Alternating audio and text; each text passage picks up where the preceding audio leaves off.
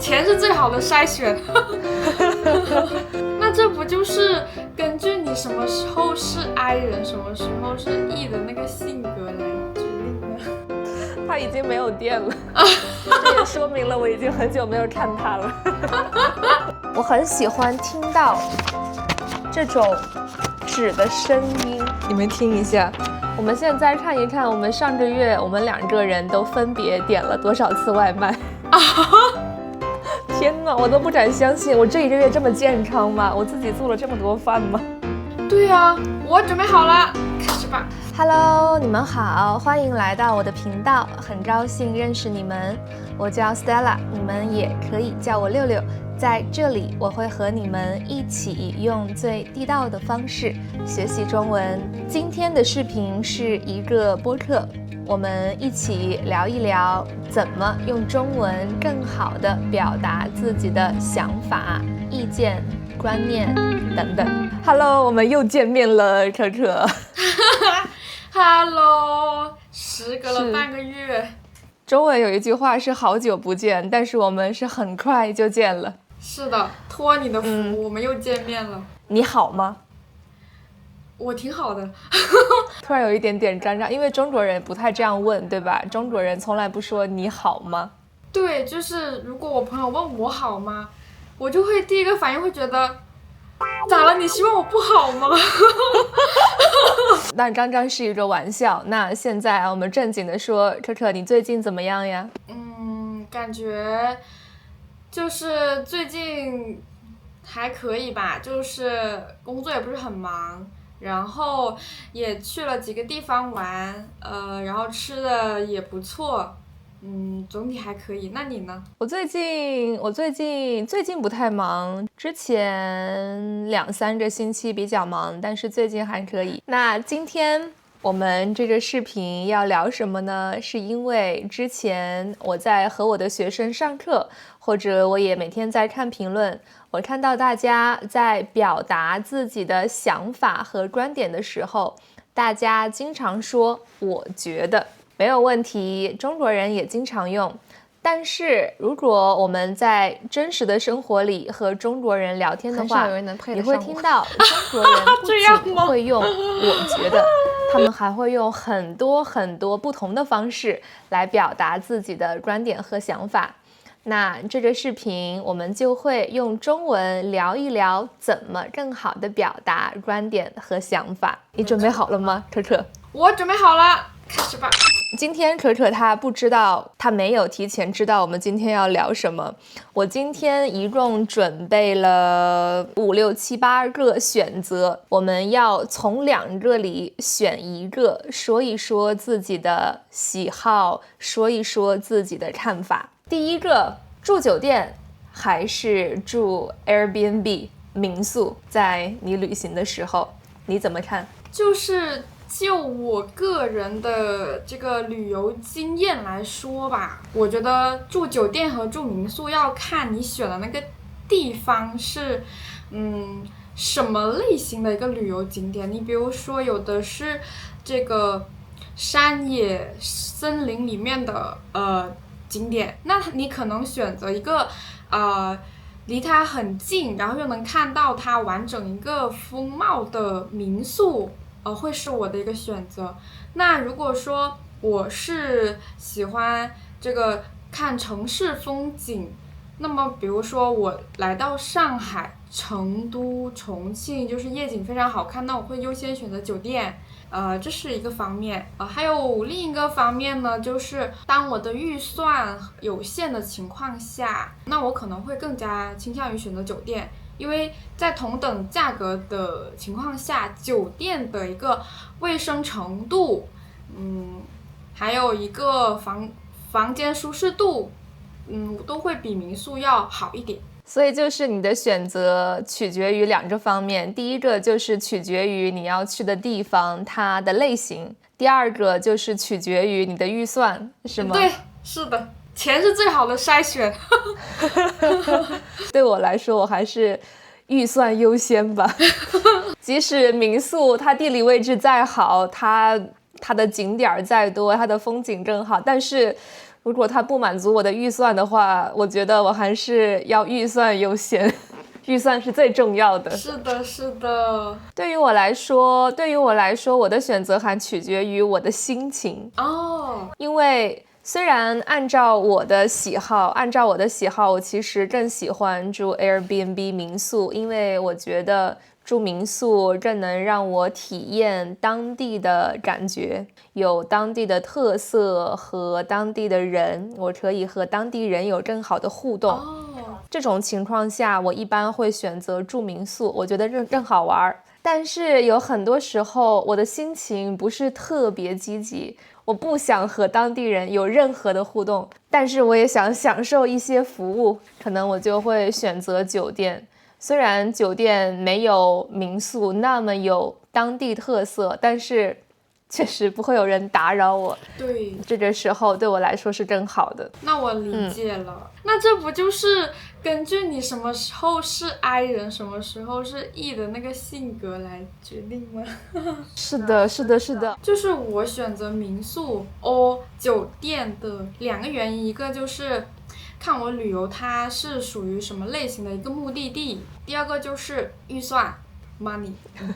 然后在可可的基础上，我的选择又多了一个标准，就是我的心情。所以我们2个人做选择的时候，一共有3个标准。第一个看目的地的类型，第二个看预算，很重要，第3个看心情，这就是我们的3个标准。然后现在我们看第2个选择，第2个选择也还是你先做，听播客来得到一些消息，知道一些新闻，学习一些新的知识。听播客和看书，你选择哪一个？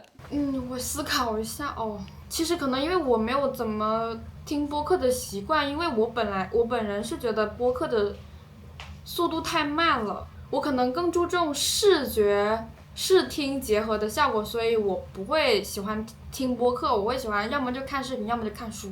那就是 Stella 更喜欢听播客还是说看书？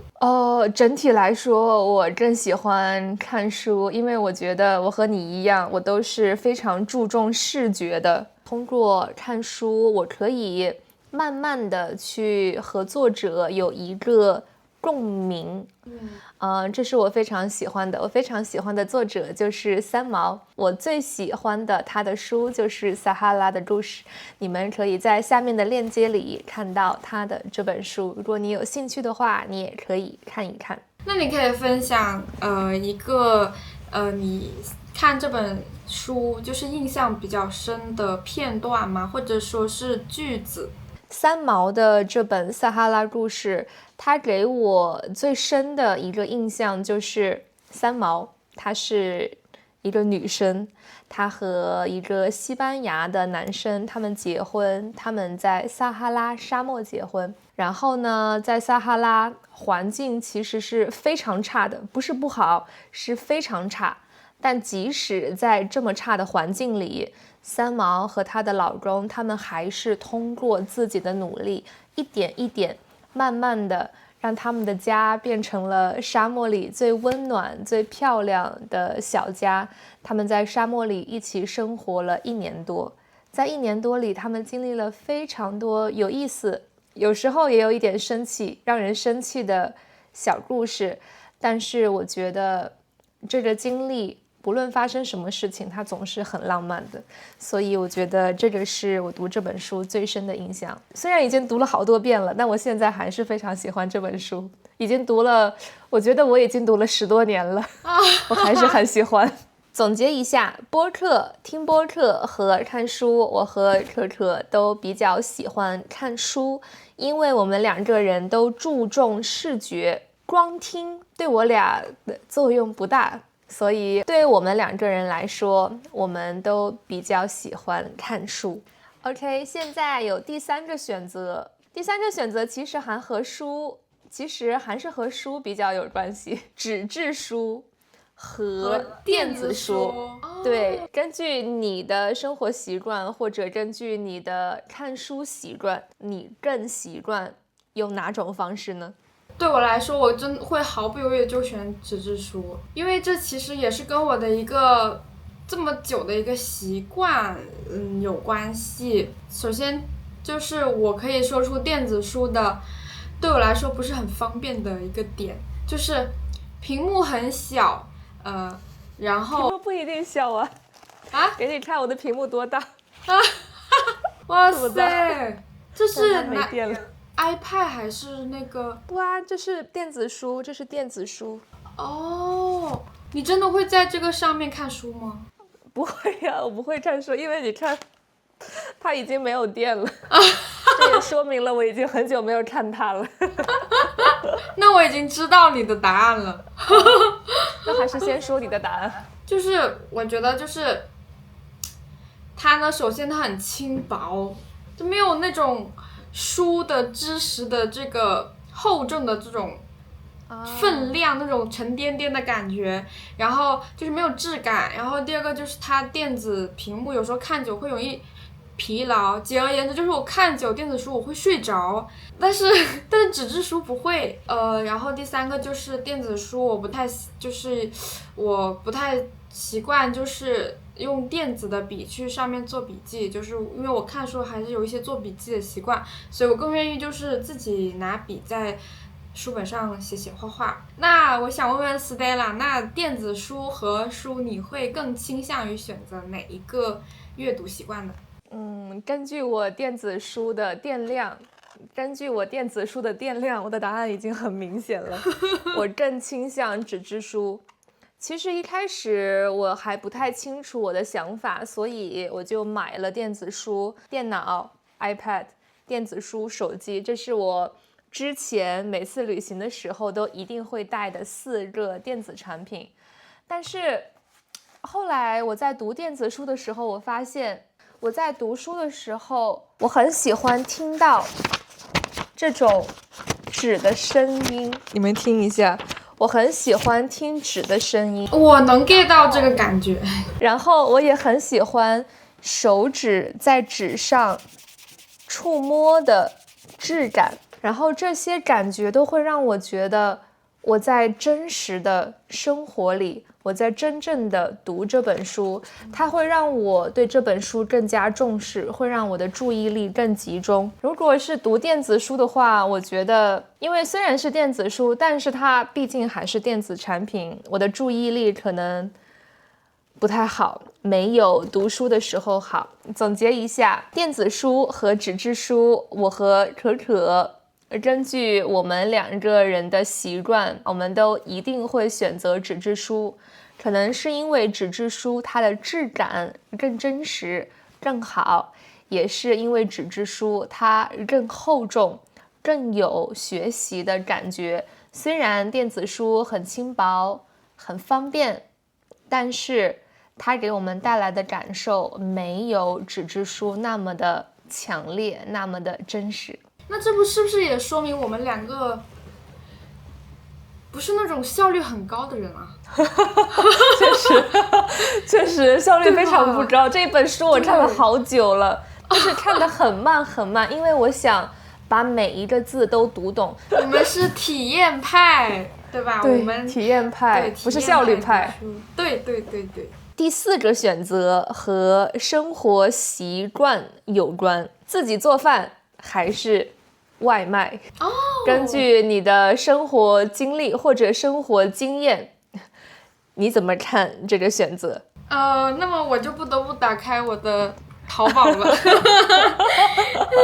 可以给大家分享一下我最近的外卖，从第一个是奶茶，然后接着是辣子鸡，然后接着是个肥牛饭，就只隔1天，然后还有吃的，我的天呐，好多吃的，什么鸡腿饭啊，什么都有。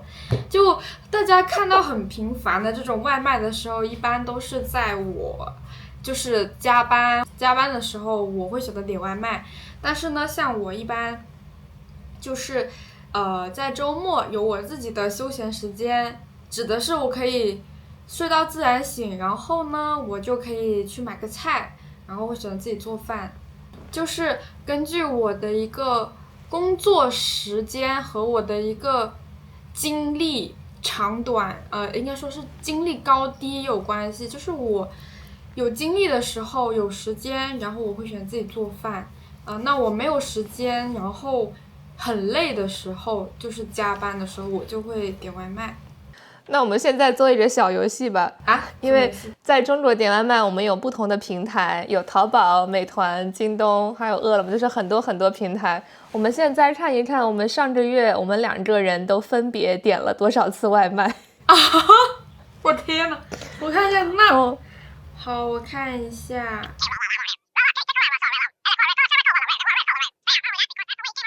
我天哪，我都不敢相信，我这1个月点了10次外卖才10次外卖？才10次吗？哇！是的，天哪，我都不敢相信，我这1个月这么健康吗？我自己做了这么多饭吗？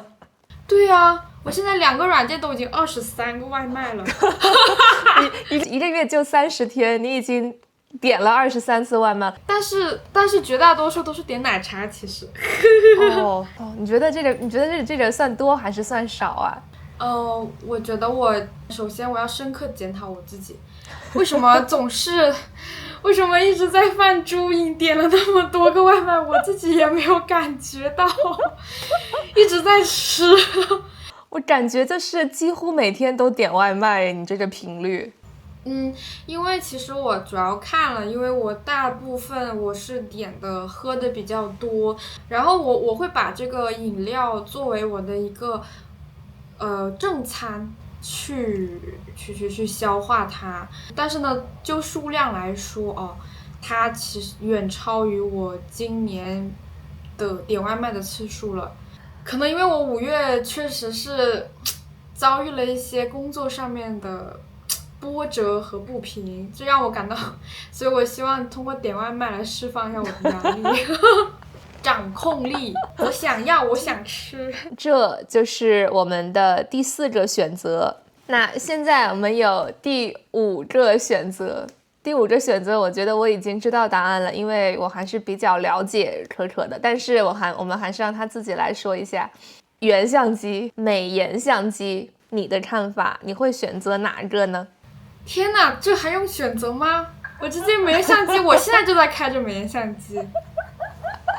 大家看到的我就是在开着美颜相机，我毫无掩饰。我觉得人离开了美颜相机，就像是鱼离开了的水，无法呼吸。但是这么重要吗？但是其实呢，我觉得美颜相机跟相机其实也还是在特定场合是可以进行这个选择的。因为比如说你去拍景色，去拍一个物品，那选择原相机，它更加去还原这个景色的原貌，更加真实。那如果当我拍人的时候，特别是自拍，或者是我没化妆，那我需要发一个美美的朋友圈的时候，那我会选择美颜相机。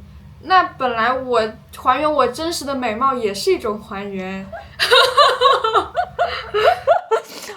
美颜相机是还原自己真实的美貌，对吧？是的。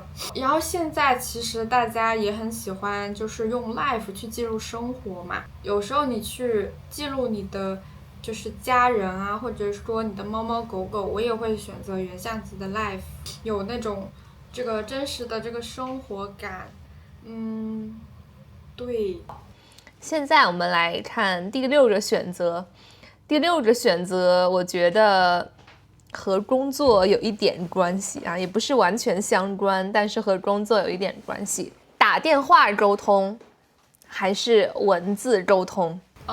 就是这个也是个很经典的问题。在工作上面，我们其实打电话跟这个打字是经常交替去使用的。但是我个人的话呢，我会就是简单的问题我是打字沟通，但是对于一些比较复杂的就打字说的不是很清楚，我会选择电话沟通。那 Stella 的选择是什么？我觉得我一般都会选择文字沟通，因为说真的，就是我已经说过很多次了，就是在真实生活中我是一个社恐。如果有人给我打电话，然后一想到我要和别人打电话，我可能就会有一点点的害羞，有一点点的紧张，尤其是老板突然给我打电话的时候，我会非常紧张，因为就是文字沟通，它可以给我更长的思考时间，我可以想 ，OK， 我要怎么说更礼貌，怎么说更能更好的表达我的意思。但是如果打电话的话，我没有很多的思考时间，经常我会说错话，然后我一说错话，我就会更紧张，我一紧张我就又会说错话，它就像是一直这样不会停下来。原来是这样，打电话对你来说其实会有一部分的这个社交压力。是的，是的。如果是很熟悉的朋友的话，那毫无疑问，我非常喜欢打电话。但如果是工作中，我真的会很紧张。如果不是那种非常重要、非常紧急，一定要打电话的话，我都会优先选择用文字沟通。了解了。我觉得这个就是，和我们的场景有关系。对，看一看是在工作里还是在生活里。生活里其实都是小事情，工作的话就要思考一下。那这就是我们的第6个选择。可可他更倾向于用电话沟通一些复杂的问题，用文字沟通一些简单的问题。但是对于我来说，不管复杂还是简单，如果是在工作中，如果我可以选择，我都是更倾向于文字沟通。现在我们的最后一个选择很轻松，一个人自己旅行，一个人独自旅行，还是和朋友一起旅行？我觉得你的答案是和男朋友一起旅行。这是我猜的。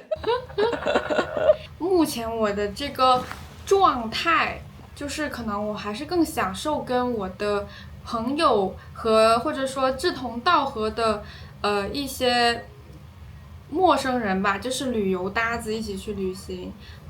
因为我觉得它的优点就是你可以在路上遇到的一些你喜欢的景色，或者说你看到的东西，你都可以及时性的跟你身边的人分享，然后这个旅游的体验会能就是更好。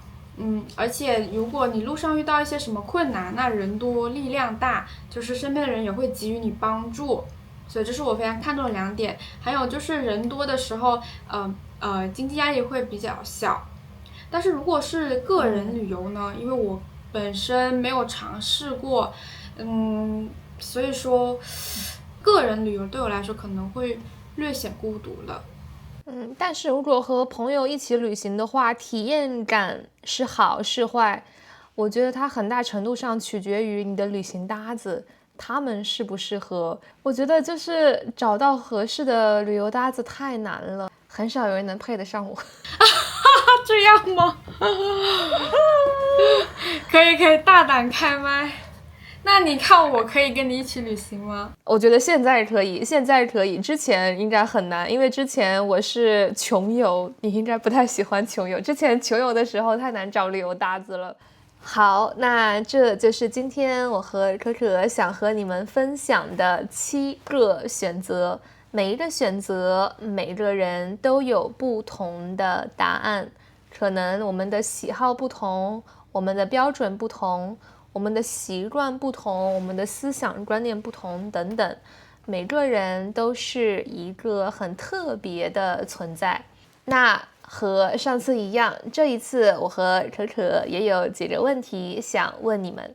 那我先来问一个问题，就是我们的观众朋友们，就你们而言呢，你们对我们刚才讨论的一些话题，你们的选择是怎么样呢？第2个问题，平时你在表达自己想法的时候，你最习惯用的中文表达是什么？在这个视频里，你学到了哪些新的表达想法的中文句子呢？都欢迎你在评论区里告诉我们。那谢谢可可这次和我一起用中文聊一聊我们的不同选择和不同观点，希望我们下次再见。好的，拜拜拜拜，谢谢 Stella， 下次再见。